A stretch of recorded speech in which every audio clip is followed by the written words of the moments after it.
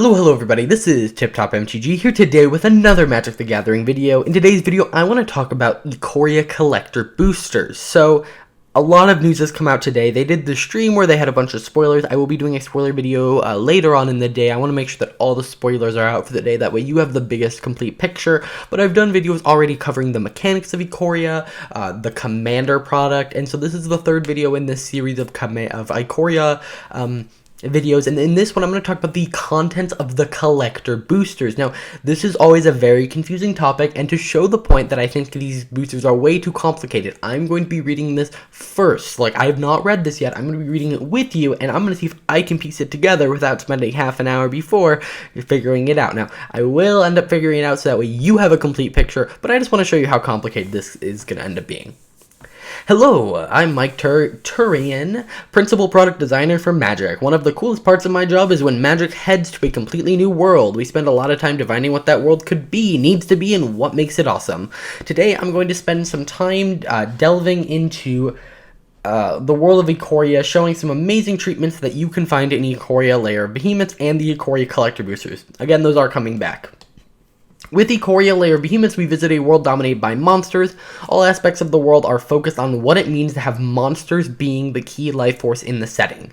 One of the first aspects we want to focus on for each set is understanding the question around what drives conflict on this plane and whom the conflict is with. For the world of Ikoria, we knew the monsters would be the driving force behind the conflict engine. We wanted to show the monsters fighting other monsters. Magic is inherently a game about fighting, and with a focal point such as monsters, we need to capture the excitement of when two behemoths crash into one another. A second piece of conflict is showing off monsters versus cities. As the world of Ikoria developed, humans quickly realized what types of defenses were needed to stave off monsters. The humans were quick to become militaristic and ingenious.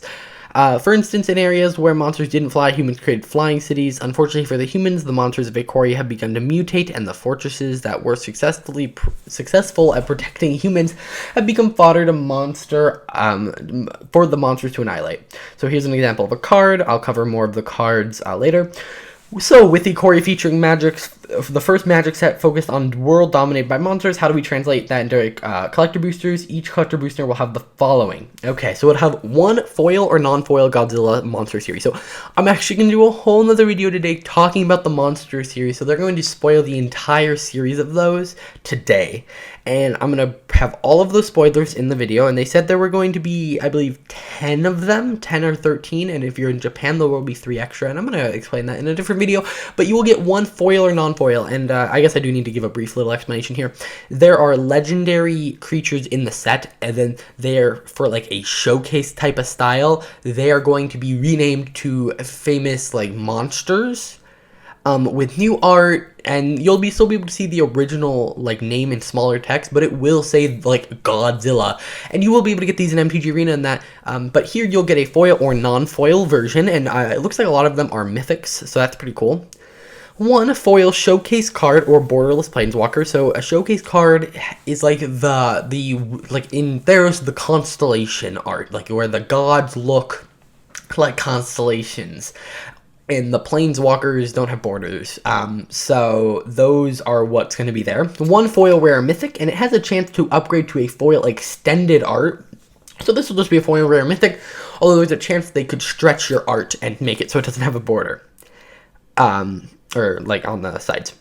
One non-foil showcase rare mythic, so this will be one of the, what they're calling in this one, like movie poster art, and I assume they're going to have a picture down below.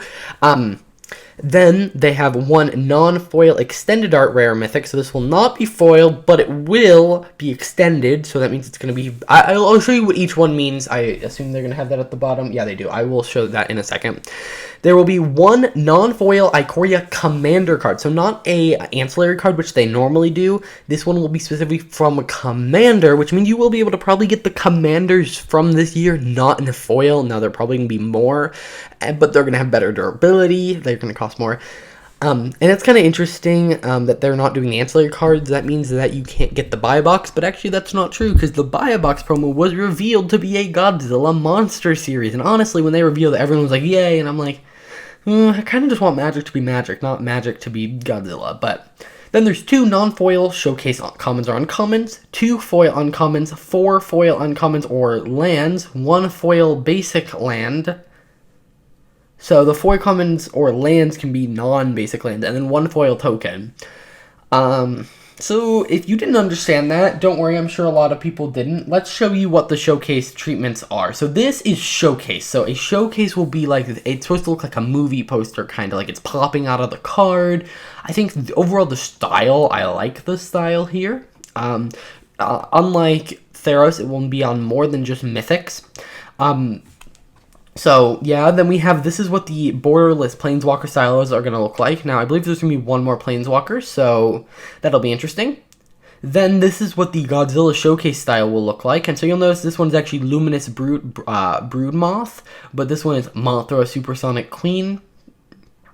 Okay, so Commander cards are just cards within the Commander 2020 edition. That's pretty simple. These are going to be... So what's kind of weird is that they're not standard legal, and I didn't actually think about that. So the collector booster will contain non-standard legal cards, which I guess makes sense. They do need some non-standard legal stuff in there. Either way, this should help the supply of things like Soul Ring. Then we have extended art, which here's what extended art looks like. You can see how it goes to the border. And then that's pretty much it in terms of that. Now, technically, they're saying you can get up to 6 rares, and you are always getting at least 3 rares. So, yeah, I hope this video was useful in helping you understand what is inside of these. I know it's very complicated, and some people are gonna, I'm probably gonna make another video when they actually come out, like actually opening one maybe. That's gonna do it for this video. If you enjoyed, please hit that like button, subscribe, and I will see you guys in the next video. Bye.